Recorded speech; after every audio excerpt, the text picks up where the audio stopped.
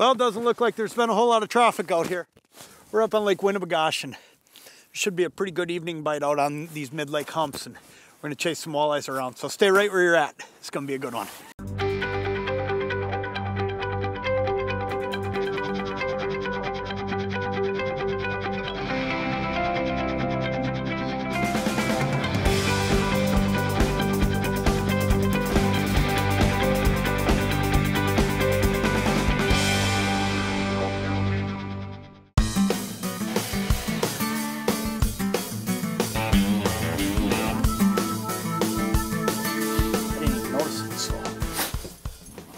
Look at that.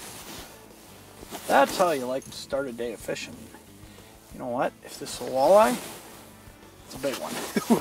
We'll just have to see what we have, or it's at least a real good one. But I got a feeling it might be something different. I don't know though. It's, you know, it's not bobbing around. We're sitting out. Oh, there he went, and he broke it off. That was a pike. There he is.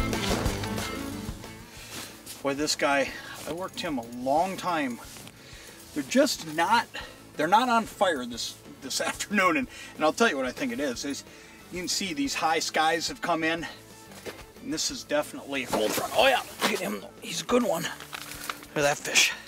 It's exactly how you want to start. He got me tangled up in that other bobber rod too. But boy, I'll tell you what, that's exactly how you want to get going here. Just put a fish like that in right away. Walleye like that, he's exactly what we came here to catch. He should be just under that 17-inch mark. Yep, that'll be a perfect fish to go home and eat. You know, walleyes like that one, though, there's a ton of bait in here. So they're running around and they're looking at all these different options, and there's a lot of options for them. And on the screen today, this graph is just constantly lit up with bait, and it almost gets hard to tell sometimes if it's a fish coming up. You really got to look for that thick red line, and when you see that, it's fish. But what I'm using is the Winni 360 jig. And what this does is that thing rotates every single time I lift it, and then when I drop it back down, it lays back down on its side, and it rotates as it's going down and looks like a dying bait fish. So it's doing two things. One, it's giving off flash. Every time I jig this thing, it gives off flash, but it also gives off vibration. And when you've got all this bait down here, you need something to set yourself apart. So we're tipping this with a minnow head. We're making that noise. We're making that vibration, that flash. And when that walleye came in, he's choosing between millions of shiner minnows and perch minnows down there right now. But this thing caught his attention, and it could have been from any of those reasons. I don't know if it was the flash, the vibration, the little bit of extra noise, but it did something. It got his attention, and he came racing in here and smacked it. Winni 360 jig, it's one of those things that you like to drop down, especially in a situation like this where there's a lot of competition down there, because it's different. There he is. Take it. Got him. Got that guy to come up quite a ways. I don't think he's real big though. No, he's not exactly what we're hunting for, but you know what? He's a good sign. They're turning on more and more and more right now. They're a fun little guy to catch. He'll be a keeper in a couple years. Get out of here, buddy. Here he goes. Bobber's going. I watched this fish come up.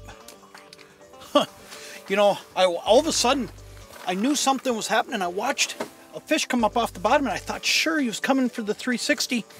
Must have swam right by it, and I'm running this dead stick next to it. And I like to run a dead stick all the time next to a jigging presentation because of this right here. For some reason, whatever we got hooked up was not interested in that 360. It probably brought him in, probably got him excited, but he saw that shiner minnow hanging there and ran up and grabbed that. I would speculate that what we got is a pike here. But you know, you'll find if it is a pike that you get these pike mixed in along with these walleyes, and you know, they're fun to catch. I don't care what anybody says. You got a rod bending like that and a fish going the other direction, and that's a lot of fun. Let's see here. I think I'm getting him up close. We'll have to see. You know, we're out here fishing today out on some humps, and these are mid-lake humps out here on Winni, and what's happening out here right now is these fish are scattered out all over these things, but I picked one of the little ones, and I'll tell you why I did. There's roads finally starting to show up out here. The slush conditions are have kind of cleaned themselves up a little bit, and roads are starting to show up, and they're going to the biggest humps first. And that's because they can get the most people out there. So what I've done is we snowmobiled out here. Oh, look at that. That. Holy smokes. I got to see if I can even get this guy moving because I want to show him to you. This is a huge eelpout. Let's see if I can get him coming up the hole.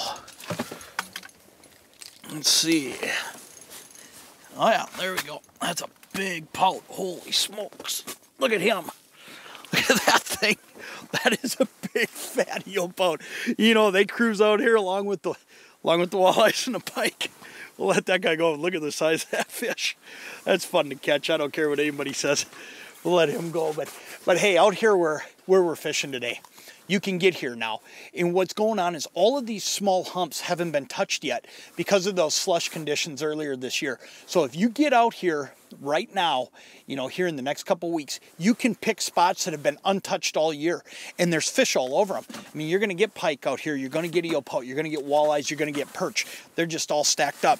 But look for those ones that are coming out of deep water that are smaller, and usually there will be 4 or 5, 6 of them together. There's literally hundreds of them out here, and when you find them, what's really cool is if there's not fish on this one, just jump over to the next one and just keep moving until you make contact with fish.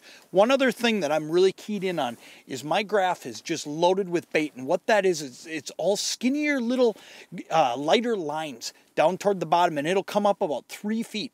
And if you find a bunch of bait like that, you're going to find fish all over it, and it's going to be all different species.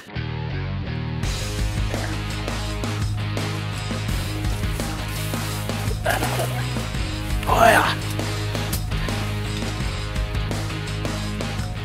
A good little leader.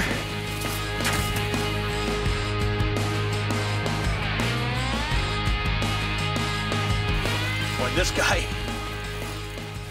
I've worked a long time, and you know what? I'll tell you what's happening here. We have a cold front just bearing down on us here this afternoon. And you can just tell, I mean, the snow's blowing around out there. I mean, it's downright cold.